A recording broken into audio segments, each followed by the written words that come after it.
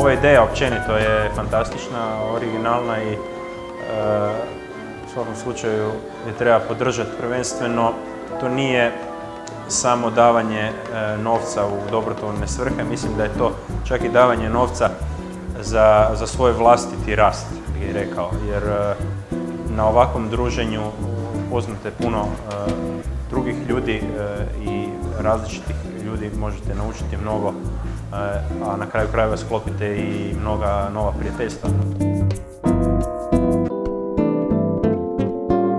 Sretna sam da sam večeras dio ovog događaja, ovog doživljaja, jedne divne svibanjske večeri. Ovo prekrasno večer dijelimo s Ivicom i Janicom, koji su domaćini svojih prijatelja i prijatelja Klaićeve.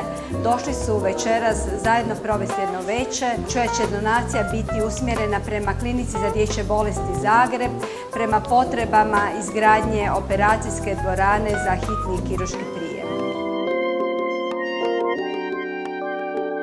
Meni je stvarno velika čast biti dio ovog cijelog projekta.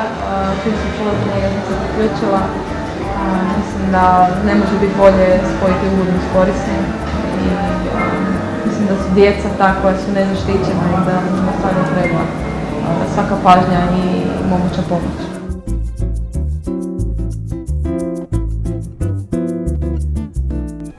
Prisustvujem večeri s porukom, uistinu moram pohvaliti organizaciju i općenito tu ideju jer je fenomenalna.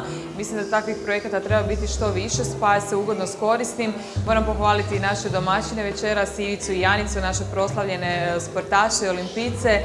Drago mi je da sam ovdje i da na neki način i ja mogu dati svoj doprinos za Klaićevu bolnicu i kažem što više ovakvih projekata i meni će biti velika čast prisustvovati na svim događajima i svim večerama.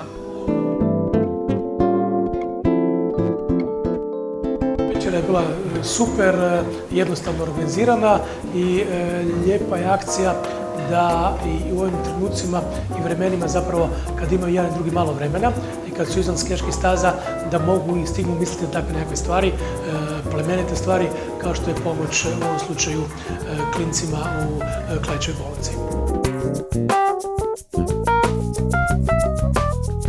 Mislim da je ovo fantastičan projekt i definitivno ga treba nastaviti i jako mi je drago da su Janica i Ivica odmah, onako bih rekao, na prvu pristali. Mislim da je definitivno pun pogodak i na ovakav način da se ljudi mogu družiti, da mogu humanitarno djelovati. Ono što vam ja jedino vama mogu poručiti, samo idite dalje i napravite što više ovakvih lijepih druženja, lijepih večera.